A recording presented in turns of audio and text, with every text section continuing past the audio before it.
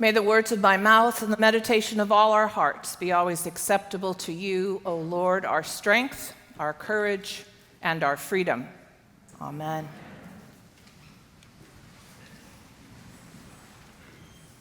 Well, I've honestly always thought there should be extra credit for anyone who remembers a sermon after coffee hour. And that's never been more true than in this age of accelerated data dumps and social media tsunamis. The sheer volume of stuff shouting for our attention seems to exponentially increase from Sunday to Sunday and shows no sign of slowing down. We are arguably on information overload. A long time ago, in a galaxy far, far away, a seminary professor compared preaching a sermon to standing in a pulpit and flinging a bucket of water into a room full of Coke bottles. If you're lucky, he said, some of the water will end up in a few of the bottles. I suspect his point was to lower our anxiety and our expectations as fledgling preachers, but I remember it because even at the time, it felt to me like the bar should be higher, and I still do. Nevertheless, the metaphor stuck with me, and this morning, I'm getting extra credit for remembering a sermon past coffee hour because I'm still carrying around some of the water flung from this pulpit last Sunday by Brother Chase. I'm still mulling the powerful image of the moment when Jesus stopped preaching the sermon and became the sermon. The moment when he dared to heal the woman who came to him on the Sabbath, defying the purity codes, rubrics, customs, and protocols that defined the religious tradition he inherited, enraging the religious leaders of his day as he continued to make quite a name for himself as that radical rabbi from Nazareth. And I'm still reflecting on this powerful question Chase asked from the pulpit. What will we be when life, as life so often does, dares us to be everything we say we believe? What will we be in response to a news cycle dominated by the rise of Christian nationalism, by systemic faith-based scapegoating of transgender people in general and transgender youth in specific? What will we be in the face of pearl-clutching over student loan forgiveness and by the distortion of ancient biblical texts to justify eliminating the right to bodily autonomy for people who can become pregnant?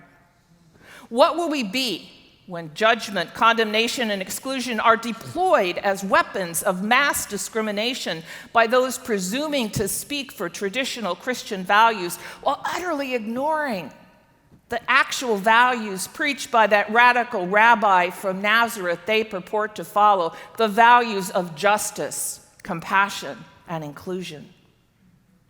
What will we be when life, as life so often does, dares us to be everything we say we believe? Well, we'll get to the what will we be part, but let's back up for a minute to the where do we start part.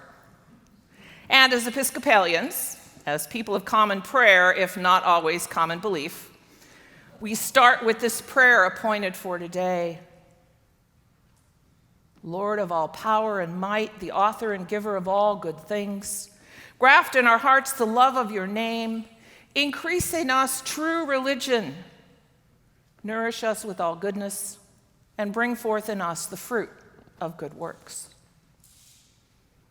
Graft in our hearts the love of your name and increase in us true religion. These words we just prayed in the collect of the day, the prayer which began our worship this morning as it does every Sunday, with words intended to summarize or collect the themes of the lessons appointed for this particular day. Now let me just start by saying that true religion, the thing we just prayed for God to increase in us, is, I'm convinced, a whole lot easier to pray for than it is to either recognize or agree on. And here's my own religion confession. I spent a number of years suffering from what I can only describe as a religion allergy.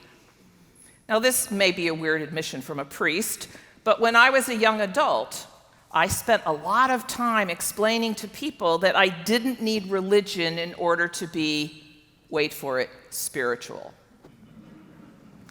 I also spent a lot of time avoiding attending the church I grew up in, which was so full of rules and rituals and do's and don'ts and judgment and criticism and cranky old people talking about the love of God while being truly dreadful to each other, that there seemed to be no room for God, which I was naive enough to think was supposed to be the point of this whole thing in the first place. It got to the point where religion became a roadblock in my spiritual journey. So I took a detour. And because God works in mysterious ways, my spiritual GPS led me back to the Episcopal Church of my birth and eventually here to All Saints Church. Now, eventually, I looked up the word religion in the dictionary, and here's what I found. It turns out to have the same root as the word ligament. Religion, ligament. That which binds together. And one of its definitions is that which binds together people in their quest for the divine. Not that which insists our way is the only way. Not that which gives people license to villainize, exclude, and even kill in God's name. Not that which creates enough rules and restrictions that everybody you disagree with has to stay out. No, in the gospel according to Merriam-Webster, the definition of religion is that which binds together people in their quest for the divine. And if that's true religion, then that's something I'm willing to pray for, to work for, to speak out for. Because it turns out the allergy I had wasn't to religion at all, but to what it had become in the hands of those who taken what God intended as a means to draw all people to God and turned it into a system to hold everyone they found unacceptable away from God. And it turns out the allergy I had, it was the same one Jesus had. Yeah.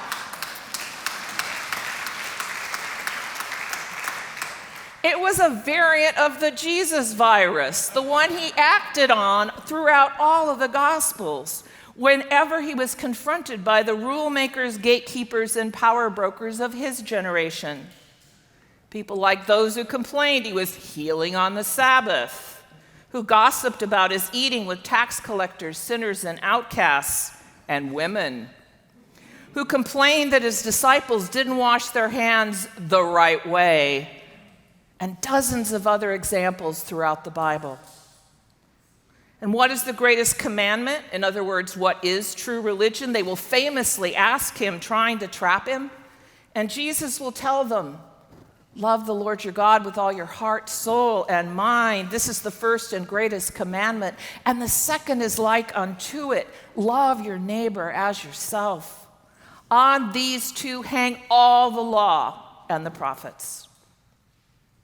And there you have it, the essence of true religion, that which binds us together in our search for the divine, turns out to be love.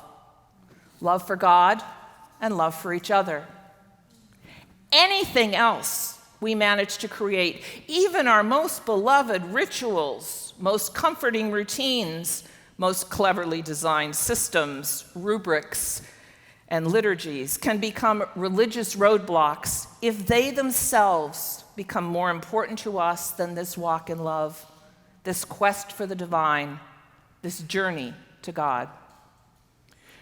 True religion becomes toxic religiosity when it makes what is supposed to bind us together in the search for the divine more important than the divine for which we search. Toxic religiosity creates a narrow worldview that programs you to believe science is an enemy of faith. and set you up to reject as fake news the very science that calls us to come together to save what we can of this planet we've exploited rather than tended. Toxic religiosity insists on male language for God, marginalizing women and non-binary people, perpetuating the patriarchy, and fanning the fire of unexamined privilege.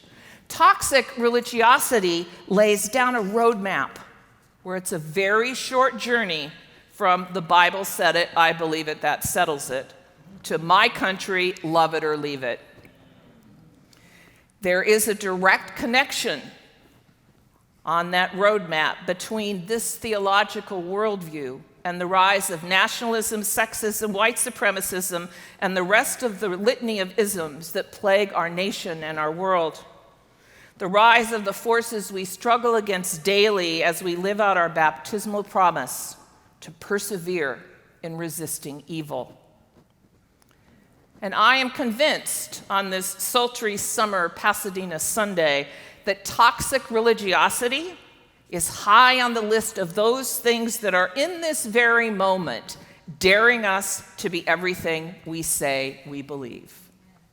Daring us to live out in our time the same countercultural values of true religion, the ancient biblical texts we inherit, we're calling our spiritual ancestors to live out in theirs. And how is it those texts call us to live out those beliefs as Jesus followers in the world? From the letter to the Hebrews we just heard read this morning, continue to love each other as siblings. Do not neglect to show hospitality to strangers. Keep in mind those who are in prison. Be mindful of those who are treated badly. Let marriage, everybody's marriage, be honored by everyone. And from the psalm appointed for today, good people are honest in all their dealings. Quick to be generous, they give to the poor, doing justice always and forever. They are generous and lend money without interest. Yeah, can we pause? Yeah, give it up for the psalm. Can we just pause and give a shout out to that psalm? I mean, really, what are the odds that particular psalm would be appointed for this particular Sunday in the week when forgiving debts has suddenly become a bad idea to some because it applies to folks staggering under the burden of student loans instead of corporations lobbying for tax credits?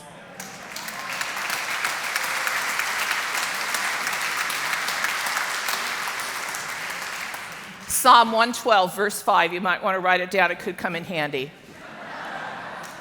And as long as we're going down the proof text rabbit hole, here's another one for you.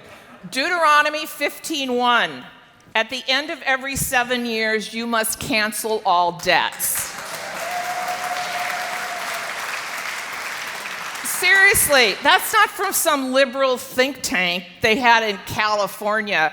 It's from the Bible. You think maybe with football season starting, you might see Deuteronomy 15:1 signs in the end zone? Well, probably not. Because as one of the meme-making pundits on Instagram put it, if there's one thing student debt forgiveness has taught us about biblical literalists is they aren't actually biblical literalists. Now, this will not be breaking news to most of the All Saints Church faithful. For this is a community of faith that has spent literally decades challenging that kind of biblical literalism, the kind that takes passages out of context and twists them into weapons of mass discrimination, turning true religion values of justice, compassion, and inclusion into toxic religiosity values of judgment, condemnation, and exclusion. It is part of the DNA of this community of faith we call All Saints Church, and it is one of the building blocks we are called to use as we continue to build together forward into God's future. What will we be when life, as life so often does, dares us to be everything we say we believe? I pray that the answer is that we will be ligaments of love that bind up the wounded, encircle the lonely, welcome the stranger, bridge the divide, and preach the good news of God's inclusive love to absolutely everyone. A tall order in the face of all that challenges us on this sultry summer Sunday in Pasadena? Of course it is. But political activist and philosopher Angela Davis famously said, "You have to act as if it were possible radically to transform the world, and you have to do it all the time." Nobody ever said it was going to be easy, and yet that is the work we've been given to do, been called to do. It is why we gather around this table week after week, year after year, to be fed by the holy food and drink of new and unending life, reminding us that it is in the broken that we are made whole. And until all of us are gathered in, none of us are truly home. And that another world is not only possible, she is on her way. Pray with me. Another world is not only possible, she is on her way. On a quiet day, you can hear her breathing. She is on her way. Another world is not only possible, she is on her way. On a quiet day, you can hear her breathing. She is on her way. Amen.